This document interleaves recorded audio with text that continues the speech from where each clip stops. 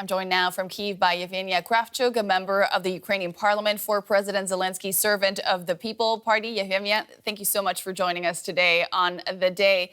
President Zelenskyy showed up in Ankara, but President Putin did not. What message does this send to the international community? Thank you for having me. It's not just President Zelenskyy who showed up. It's the whole Ukrainian delegation who was today in Turkey.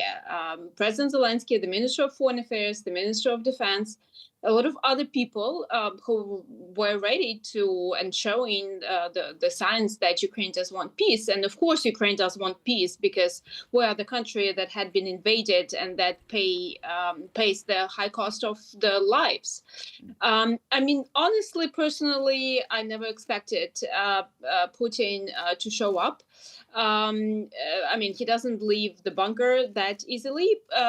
But in any case, we can see that Russia is not showing the real signs for reaching the peace. I mean, it is a technical level of the delegation that they've sent to Turkey.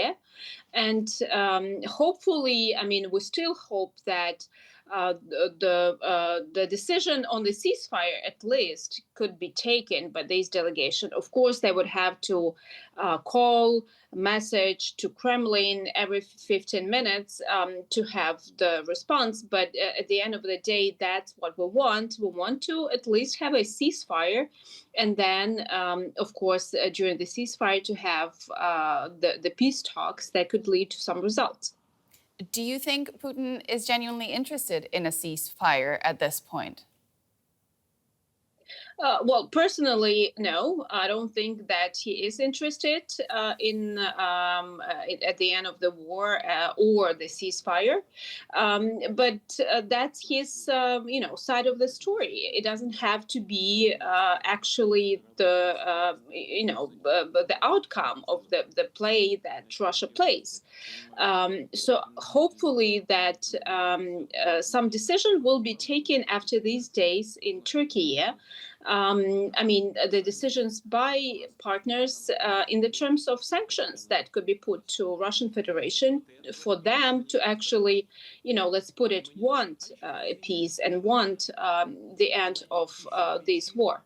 And we'll talk about means of pressuring Russia in a second. But first, I want to ask something that many people we've spoken to have been wondering. Now, with the official talks kind of scaled down, are there back-channel communications going on between Ukraine and Russia, between people who are actually able to make decisions? Well, the only communication that was between Ukraine and Russia is about the prisoner swamp. These time-to-time decisions that would lead to returning of Ukrainian soldiers and some civilians, very little part of civilians, to come back home.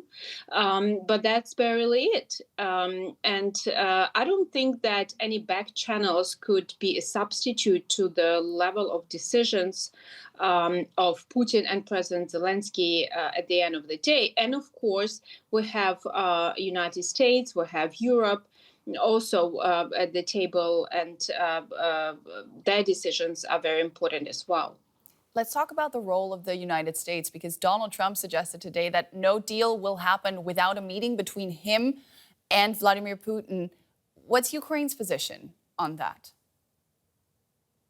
Well, obviously, it's Russia who is, capable to stop the war, because they should just stop the invasion. And they are the only reason because we have this war of aggression.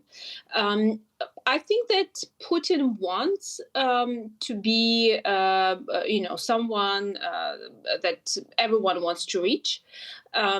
Actually, who would want to call Putin if he wouldn't invade Ukraine, if he would not wage this brutal war in 21st century that everyone's talking about? Yeah. So that's Do you think the Trump administration would put enough pressure on Moscow, though? Because Trump has been known to sway, especially when it comes to this conflict.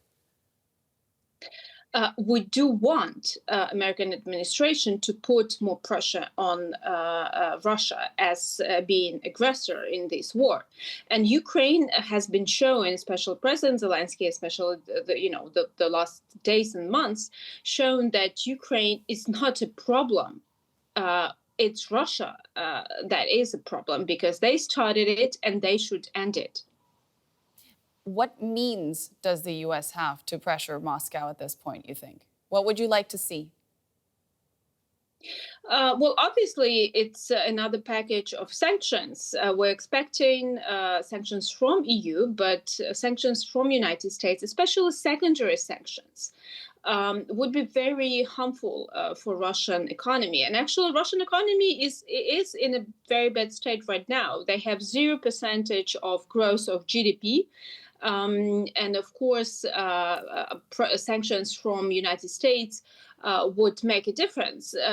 But of course, it's also the cooperation with Ukraine and some military aid that could be given to our country to show that either Putin agrees to the terms and ends the war, or he will get an adequate response. From your perspective, what conditions need to be met for promising peace talks to go ahead? And can there be peace while Russia still occupies parts of Ukrainian territory? Well, first of all, Ukraine will never consider these occupied territories as Russians. President Zelenskyy is the guarantee of Ukrainian constitution, and Ukrainian constitution directly forbids to do something with the territorial integrity of our country. We'll have to see what actual means of pressure could be put to Russian Federation, but obviously some parts of Ukrainian territories that are occupied could and should return in diplomatic way, not by military means. There's Yevheniia Kravchuk, a member of the Ukrainian parliament for President Zelenskyy, servant of the People Party. Thank you so much for your time. It's great speaking to you. Thank you for having me.